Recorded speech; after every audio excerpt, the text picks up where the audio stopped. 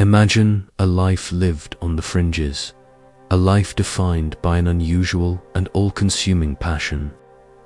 A life where the ordinary comforts of human connection are replaced by something different. This is the story of Ronald L. Huff, a man whose fascination with the wild, the scaly, and the decidedly unconventional ultimately led to his horrifying demise. Ronald was, by all accounts, a loner.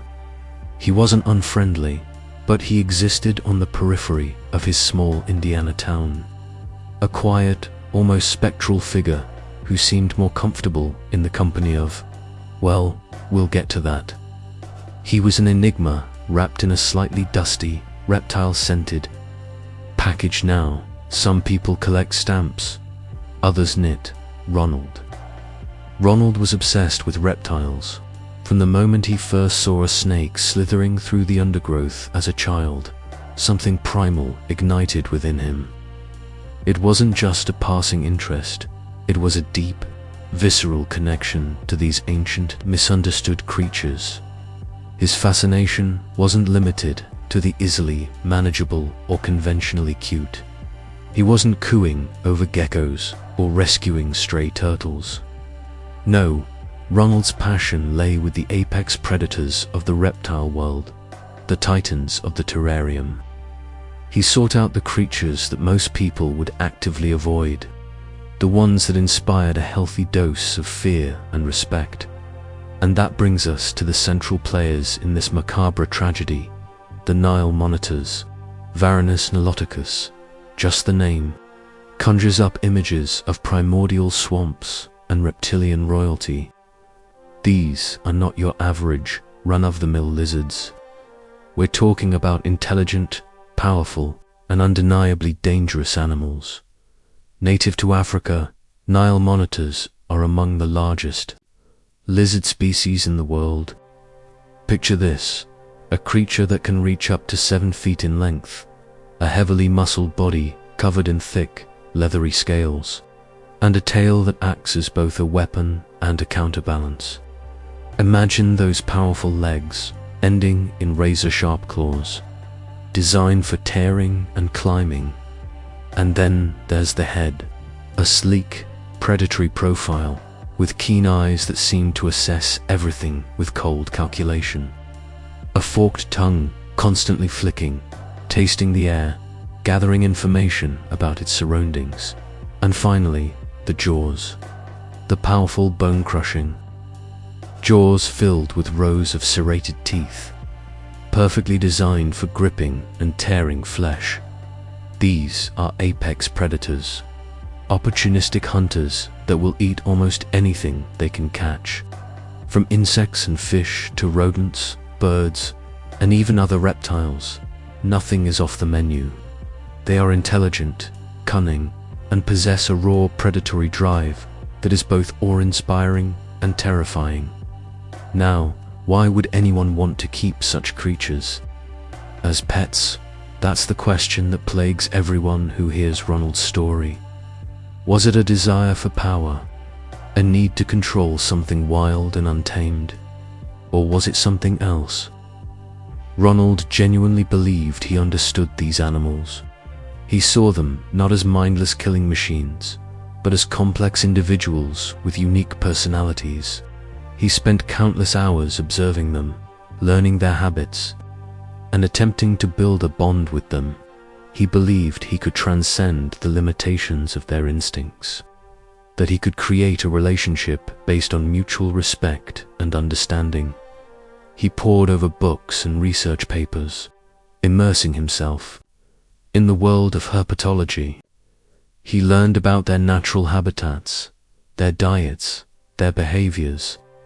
He meticulously recreated their environment in his small apartment, transforming it into a miniature African ecosystem.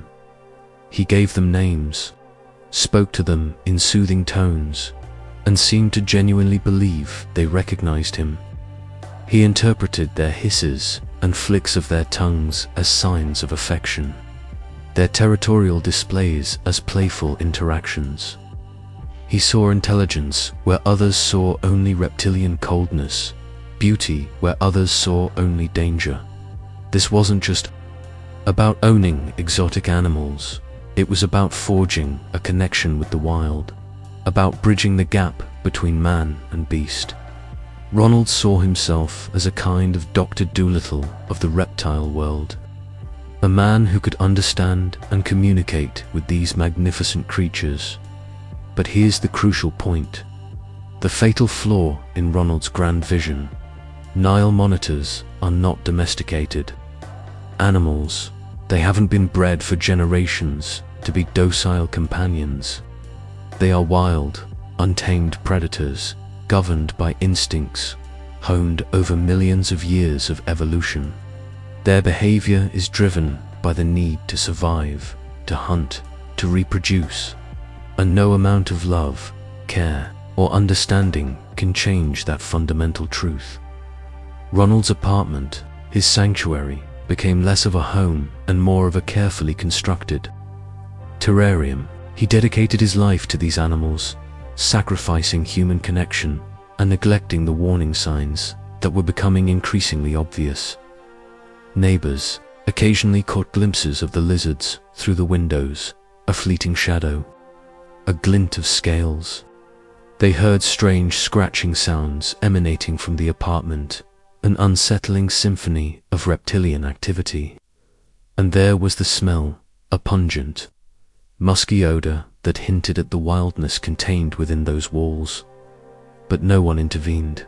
They dismissed it as simply Ronald being Ronald, a harmless eccentric with an unusual hobby.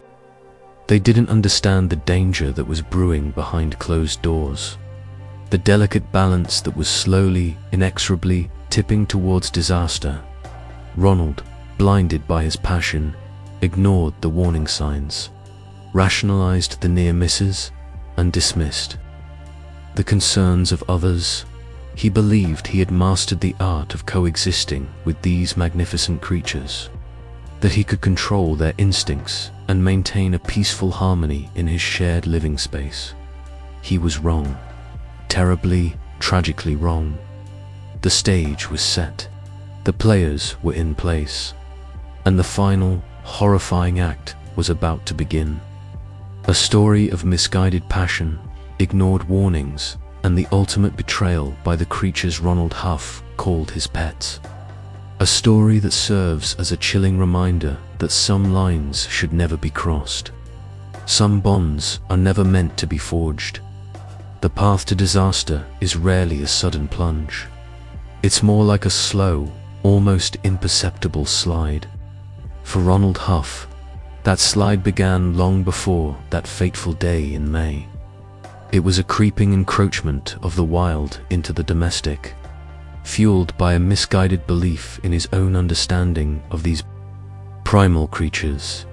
Initially, Ronald's monitor lizard collection was relatively modest, perhaps a young Nile monitor housed in a custom-built enclosure, adhering to the basic principles of responsible reptile keeping. But the problem with Nile monitors and exotic animals in general is their inherent incompatibility with domestic life. They're not dogs, bred over generations for companionship. They're not cats, selectively chosen for their manageable size and temperament. They are essentially miniature dinosaurs, hardwired for survival, predation, and territorial dominance. And they grow quickly. And Ronald, it seems, was unable to resist adding to his scaled family. The precise timeline is difficult to reconstruct, lost to the whispers of neighbors and the grim discoveries made after his death. But the evidence suggests a gradual increase in the number of monitors residing within his small apartment. One became 2, then 3, then... well, we know the final count. But it wasn't just the quantity that was concerning. It was the quality of life for both Ronald and the lizards. What likely started as separate, dedicated enclosures slowly devolved into something far more chaotic. Imagine Ronald in his 70s, attempting to maintain the cleanliness and environmental requirements of multiple fully grown Nile monitors within a cramped apartment. The sheer volume of waste, the humidity levels required, the specialized lighting. It would have been an overwhelming task, even for a younger, more physically able individual. And so, the compromises began. The enclosures likely became less frequent, less meticulously maintained. Perhaps the doors were left open more often, allowing the lizards to explore beyond their designated spaces. Then came the inevitable free-roaming. The lizards, now accustomed to the relative freedom, began to treat the entire apartment as their territory. Ronald, in his warped sense of connection, likely saw this as a sign of trust, a validation of his unconventional approach to pet ownership. He was wrong, terribly wrong. Think about it. A Nile monitor, perfectly adapted to the harsh landscapes of Africa, now navigating a cluttered apartment filled with furniture, wires, and potentially hazardous household items. These animals are driven by instinct, not reason. They explore with their tongues, taste with their mouths, and solve problems with their claws and teeth. A dropped piece of food, a curious scent, a reflection in a window, any of these could trigger a predatory response.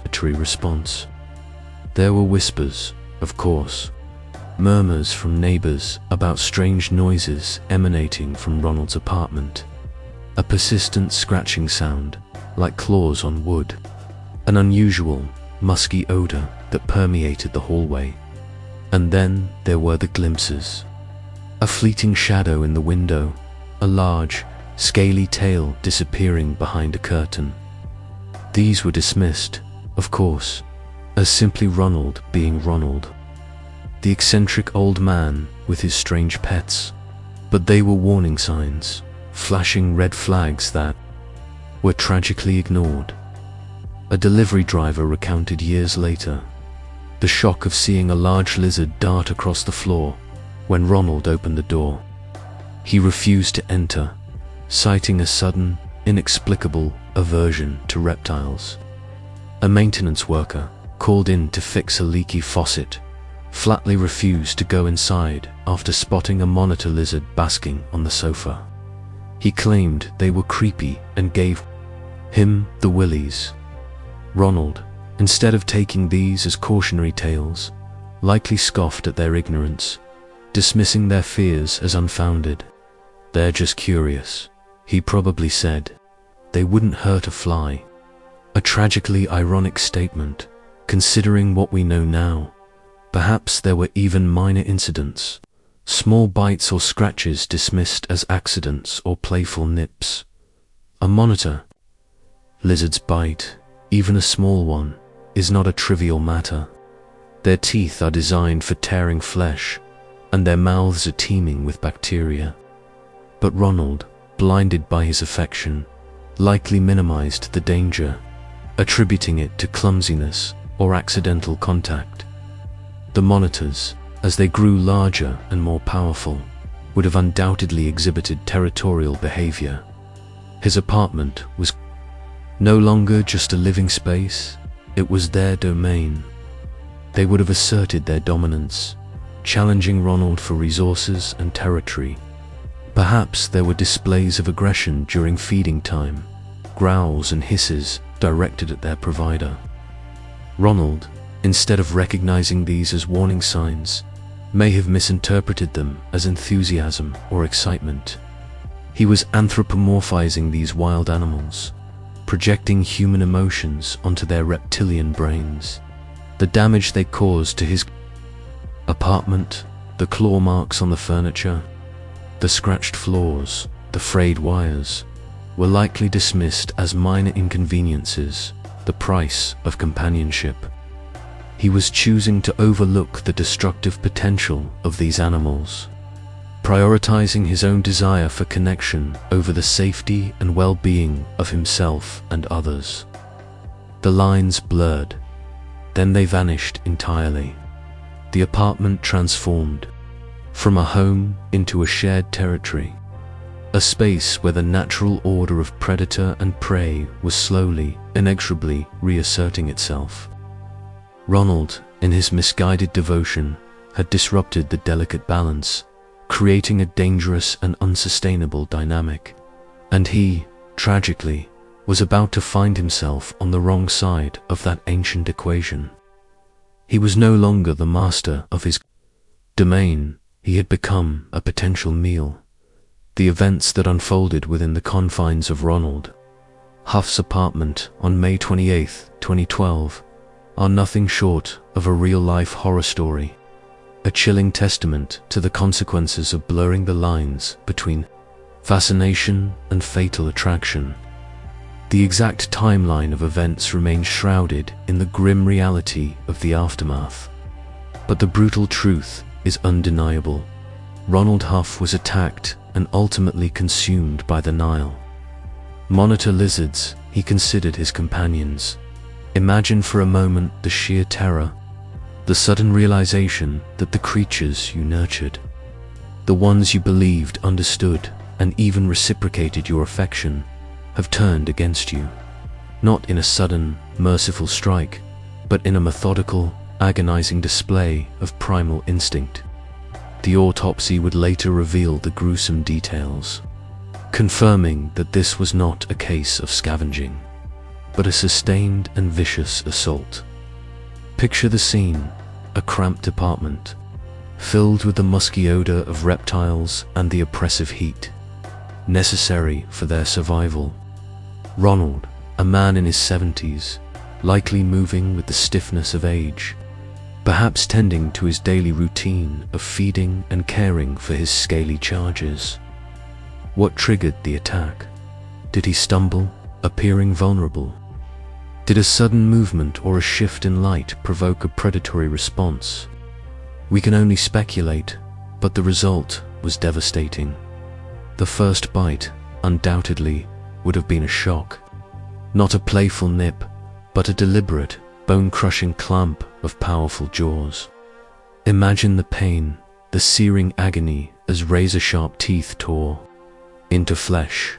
Ronald, caught off guard, would have instinctively fought back. An elderly man, armed with nothing but his bare hands and the desperate will to survive. Against 6 apex predators, he would have pushed, shoved, kicked, trying to create distance, to escape the onslaught. But in the confined space of his apartment, escape was an illusion. The monitors, sensing weakness, would have pressed their attack, their ancient instincts driving them forward. A whirlwind of scales, claws, and teeth. The air filled with the sickening sounds of tearing flesh, punctuated by Ronald's desperate cries for help, cries that would remain unheard beyond the walls of his apartment. Each bite, each raking claw, would have drained his strength, his resolve. The monitors, relentless and unforgiving, would have shown no mercy. They are, after all, creatures of instinct, driven by the primal urge to hunt and consume. And on that fateful day, Ronald Huff became their prey. The attack would have been prolonged, a slow and agonizing descent into oblivion. Minutes stretched into an eternity as Ronald fought a losing battle against the very creatures he had invited into his life. Finally, silence. The desperate struggles cease. The only sounds remaining are the gruesome echoes of a feeding frenzy, a macabre feast playing out in the heart of what was once a sanctuary. It's a scene so horrific, so deeply disturbing, that it defies easy comprehension. The discovery of the scene was equally traumatic. A concerned friend, unable to reach Ronald, went to check on him. Finding the apartment door slightly ajar, he cautiously entered, only to be confronted with a scene that would forever haunt his waking hours. His panicked 911 call, barely coherent, spoke of monsters and unimaginable horror. They're eating him, he stammered, his voice thick with disbelief and terror. "My God, they're eating Ronald." The first responders arrived. On the scene, their sirens cutting through the otherwise quiet suburban street. But what awaited them inside was unlike anything they had ever encountered. The overwhelming stench of decay and blood hung heavy in the air. The apartment was in disarray, furniture overturned, and blood splattered across the walls. And amidst the carnage, the monitors lurked, some still feeding, their reptilian eyes reflecting the flashing lights of the emergency vehicles.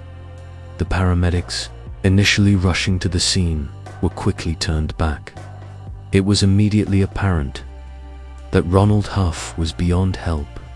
The priority shifted to containing the animals, a task that proved to be both dangerous and unsettling. Animal control was summoned, but it quickly became clear that specialized expertise was required. These were not domesticated pets, they were powerful predators. Tranquilizer darts were deployed, and each monitor was carefully subdued and removed from the apartment. The process was slow and painstaking, fraught with the risk of further attacks. As the monitors were secured, the full extent of the horror became chillingly apparent. The gruesome reality of Ronald Huff's demise left even the most seasoned professionals shaken to their core. Word of the incident spread like wildfire. The media descended upon Hagerstown, Indiana, eager to report on the bizarre and gruesome story. "Man eaten alive by pet lizards," the headlines screamed. The nation was captivated by the sheer macabre spectacle of it all. The legal ramifications were relatively straightforward. No foul play was suspected. The monitors, acting on instinct, were deemed to be the sole cause of Ronald Huff's death. The decision to euthanize the animals was met with mixed reactions. Animal rights activists protested the decision, arguing that the monitors were simply acting on their natural instincts and should not be punished for their behavior. However, authorities ultimately concluded that the animals posed an unacceptable risk to public safety and that euthanasia was the only responsible course of action. The incident also sparked a renewed debate about exotic pet ownership. Critics argued that it was irresponsible to allow individuals to keep potentially dangerous animals in their homes, often without adequate training or facilities. They called for stricter regulations and a ban on the ownership of certain exotic species. The Ronald Huff case became a tragic symbol of the dangers of unchecked fascination and the devastating consequences of blurring the lines between humans and wild animals. It served as a stark reminder that even with the best intentions, some creatures are simply not meant to be kept as pets. His story is a chilling cautionary tale, a scale-covered epitaph to a fatal misjudgment. In the end, Ronald Huff's love for these creatures led to his own horrific demise. A grim and unforgettable chapter in the annals of exotic pet ownership gone tragically wrong.